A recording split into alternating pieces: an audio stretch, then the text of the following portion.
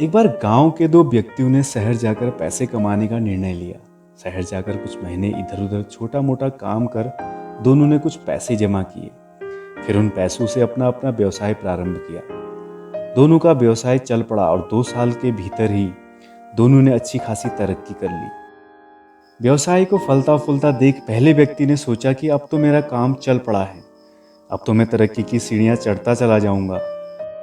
लेकिन उसकी सोच के विपरीत व्यापारिक उतार चढ़ाव के कारण उसे उस साल अत्यधिक घाटा झेलना पड़ा। अब तक आसमान में उड़ रहा वह व्यक्ति यथार्थ के धरातल पर गिर गया। वह उन कारणों को तलाशने लगा जिनकी वजह से उसका व्यापार बाजार की मार सह नहीं पाया। सबसे पहले उसने उस दूसरे व्यक्ति के व्यवसाय की स्थिति का पता लगाया जिसने उसके साथ ही व्यापार आरंभ किया था।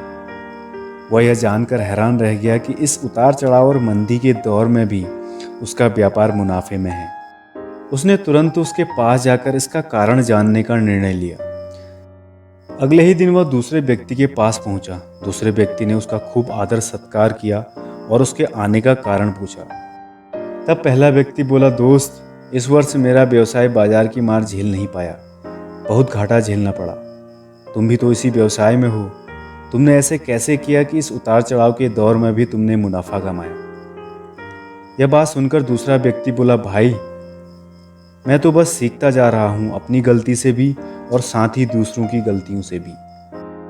जो समस्या सामने आती हैं उसमें से भी सीख लेता हूँ, इसलिए जब दोबारा वैसी समस्या सामने आती हैं तो उसका सामना अच्छे से कर पाता हूँ और उसके कारण मुझे नुकसान नहीं उठाना पड़ता। बस ये सीखने की प्रवृत्ति है जो मुझे जीवन में आगे बढ़ाती जा रही है।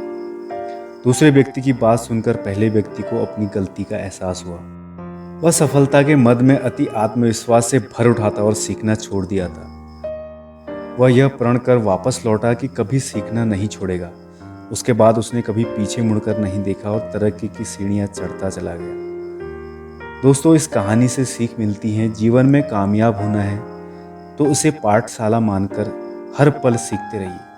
यहाँ नित्य नए परिवर्तन और नए विकास होते रहते हैं। यदि हम स्वयं को सर्वज्ञाता समझने की भूल करेंगे तो जीवन की दौड़ में पिछड़ जाएंगे, क्योंकि इस दौड़ में जीतता वही है जो लगातार दौड़ता रहता है। जिसने दौड़ना छोड़ दिया उसकी हार निश्चित है। इसलिए सीखने की ललक खुद में बनाए रखें, फिर कोई बदलाव, कोई उतार चढ़ाव आपको आगे बढ़ने से नहीं रोक सकता।